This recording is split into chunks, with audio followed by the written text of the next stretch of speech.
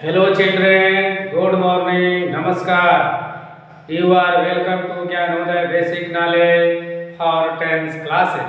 I am present for English 10th part 83 or lesson 83.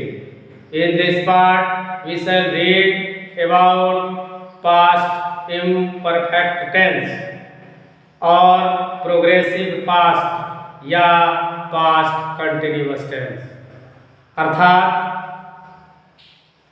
English tense के इस 83 lesson में हम पास्ट इम्परफेक्ट टेंस पढ़ने जा रहे हैं और यह देखेंगे कि पास्ट इम्परफेक्ट टेंस में किस प्रकार के वाक्यों का अध्ययन किया जाता है।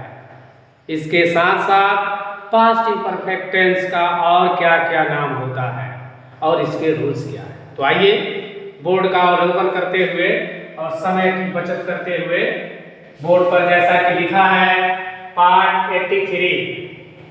83 में हम पढ़ने जा रहे हैं पास्ट इम्परफेक्ट टेंस।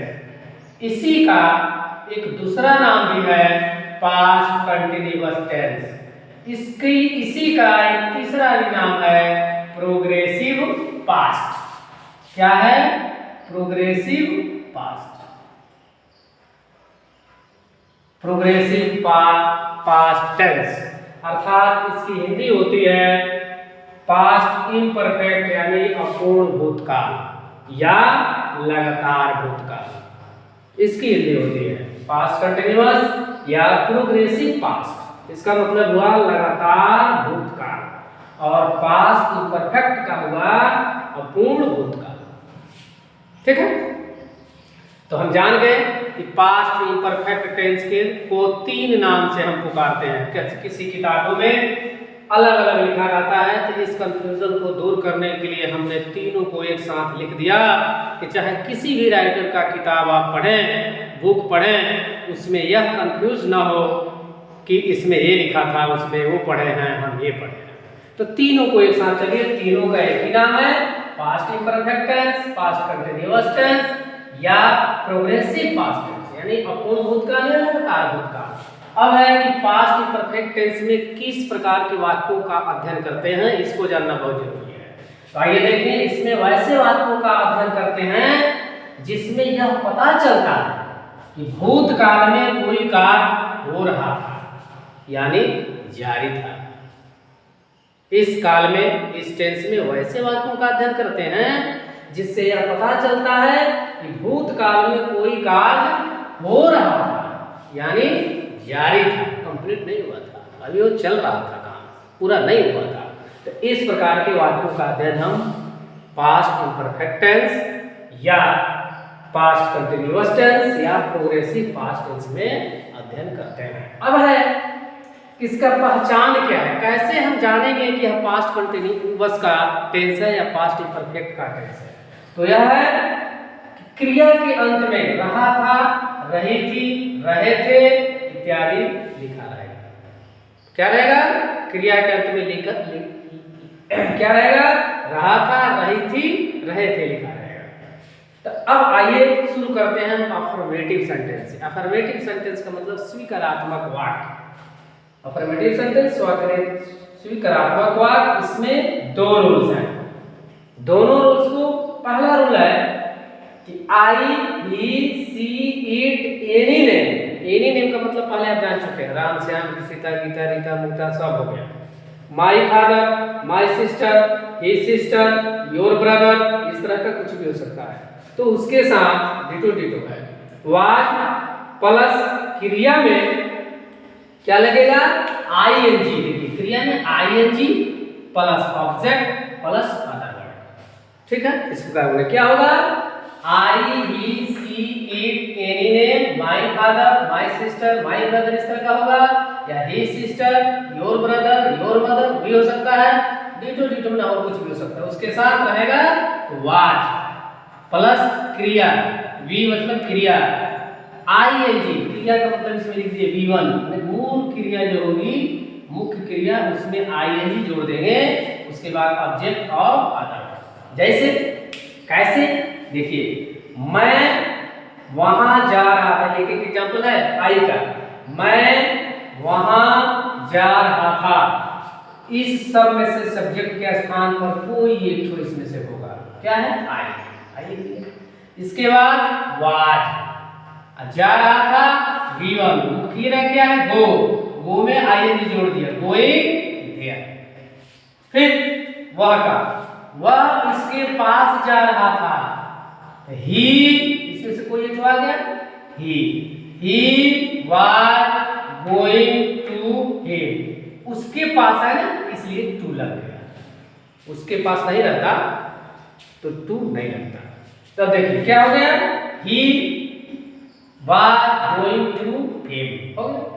उसके बाद है सी, इसी लेडीज के लिए, वह एक गीत गा रही थी, शब्द देखिए रहा था, रही थी आ रहा है ना, तो सी देख लेंगे सेंटेंस से क्या लेडीज किसी लड़की के लिए है, किसी महिला के लिए, तो वहां सी लगा देंगे। सी इसमें से एक आ गया, सी यहां तक साफ हो गया। वाज मूल क्रिया क्या है सिंग, उसमें जुड़ गया आईएनजी, ऐसा। राम अपना काम कर रहा था।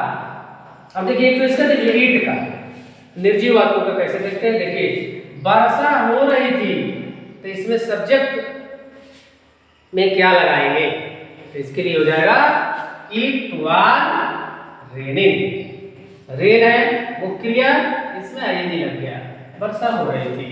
एनी नेम के लिए राम अपना काम कर रहा था, Ram was doing his work, क्या हो गया, Ram was doing his work.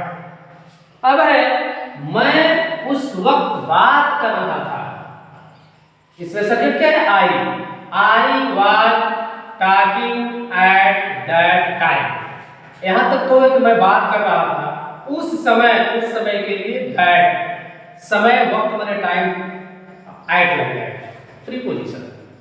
तो इस प्रकार आप फर्स्ट रूल को आसानी से समझ गए होंगे, यानी इन सब्जेक्ट में से कोई भी रहेगा तो ध्यान देंगे उसके साथ वाज लगेगा और मुख्य क्रिया में आईएनजी ऑब्जेक्ट और अदर पर्सन। अब आ जाइए दूसरा रूल क्या कहता है, दूसरा रूल सेम है, यदि प्लूरल सब्जेक्ट, प्लूरल में we you they, Ram and Shyam, mother and father, uncle and sister, इस तरह का कोई भी रहेगा, कोई इसके लिए डिटेल रहेगा, इसमें से कोई भी वेयर, फिर मुख्य क्रिया में जो फर्स्ट क्रिया होगी उसके साथ आईएनजी ऑब्जेक्ट और अदर। देखिए कैसे, वे लोग मुझे परेशान कर रहे थे, वे लोग के पीछे क्या हो गया, दे, यहाँ क्या इसका दे वेयर, मुख्य क्रिया क्या है डिस्टर्ब, डिस्टर्बिंग मी,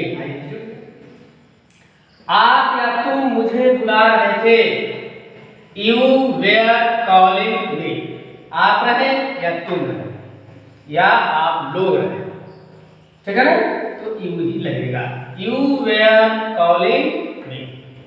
देखिए यहाँ हम लोग अपने क्षेत्रों के हिसाब से अंग्रेजी का उच्चारण करते हैं, लेकिन नियमतः हम लोग बहुत गलत बोलते हैं। देखिए हम लोग पढ़ते हैं वेयर, लेकिन शुद्ध उच्चारण ये नहीं है, इसका शुद्ध उच्चारण होता है वेयर, कैसे बोलते हैं वेयर, लेकिन आदत हम लोगों की बिगड़ी हुई है, शुरू से बच्चों को बताया नहीं जाता है, इसलिए वेयर वेयर वेयर चिल्लाते हैं, लेकिन इसका शब्द क्या है, वे लोग मुझे परेशान कर रहे थे, दे वेयर डिस्टर्बिंग मी, थोड़ा सा ओठ को ऐंठेंगे, दे वेयर डिस्टर्बिंग मी, आप या तू मुझे बुला रहे थे, यू वेयर कॉलिंग मी, हम लोग उसे डांट रहे थे, वी वेयर स्कॉल्डिंग हिम, उसे है, लड़के कुत्ते के बच्चे को पुचकार रहे थे, कुत्ते के बच्चे की अंग्रेजी होती है पॉ,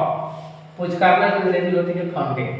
तो देखिए लड़के कुत्ते के बच्चे को पुचकार रहे थे, तो लड़के हैं प्लूरल हो गया बॉयज, तो द बॉयज, देखिए इसमें से कोई नहीं है, देख रहे हैं, लेकिन प्लूरल है, सिंगुलर हो रहा है, इसलिए वहां द बॉयज वेयर, इसको पढ़ेंगे were, the boys were founding the pub. फिर सबीना और माधुरी बात कर रही थी, दोनों आ गया, Ram and Shyam, Sita and Gita, father and mother, plural हो गया। इसलिए सबीना और माधुरी बात कर रही थी। Sabina and Madhuri where talking. कुत्ते अपनी दूंद हिला रहे थे। कुत्ते, यहाँ बहुत कुत्ते हैं, एक कुत्ता नहीं है, प्लूरल, प्लूरल सब्जेक्ट क्या सिंबल हो रहा है। तो the dogs were wagging its tail। तो इस प्रकार प्लूरल सब्जेक्ट से यह बन चुका है। तो इस प्रकार आप सिंगुलर सब्जेक्ट यानी कहाँ वाज लगेगा और किसके साथ वेयर लगेगा, इस पर ध्यान देना होगा। तो ऊपर रूल में आई, ही, सी, इट, एनी ने, माय फादर, सिस्टर, है ना, बच्चा, श्याम, कुत्ता, गाय, कुछ भी लिखा रहे सिंगुलर जिसे भाव झलके, तो वहां पर हम क्या लिखेंगे, उसके साथ वाज लगाएंगे और मुख्य क्रिया में ING object of other words लिखेंगे। उसी तरह दूसरे रूल्स में है we, you, they, Ram and Shyam, Hari and Mohan रहेगा, इसमें से कोई भी, तो उसके साथ वेयर, मूल क्रिया में आईएनजी ऑब्जेक्ट अदर वर्ड्स। जैसे देखिए वे लोग, आप, तुम, हम लोग, लड़के। अब लड़के इसमें तो नहीं है, लेकिन जिससे भाव झलकता है, बॉय नहीं है, बॉयज है, लड़के, तो यहाँ प्लूरल लगेगा। सबीना और माधुरी, कुत्ते, यहाँ प्लूरल हो गया। जिस सब्जेक्ट के स्थान पर शब्द से पता चले कि प्लूरल का भाव झलकता है वहां वेयर, और जहां सिंगुलर होगा वहां वाज का प्रयोग होगा। और उच्चारण पर ध्यान देंगे, वेयर। ठीक है, तो इस प्रकार आप पार्ट 83 में past imperfect, past continuous, progressive past tense में, अपूर्ण भूतकाल, लगातार भूतकाल में वाज वेयर का प्रयोग के साथ अफर्मेटिव सेंटेंस बनाना आसानी से सीख गए होंगे, आपको समझ में आ गया होगा।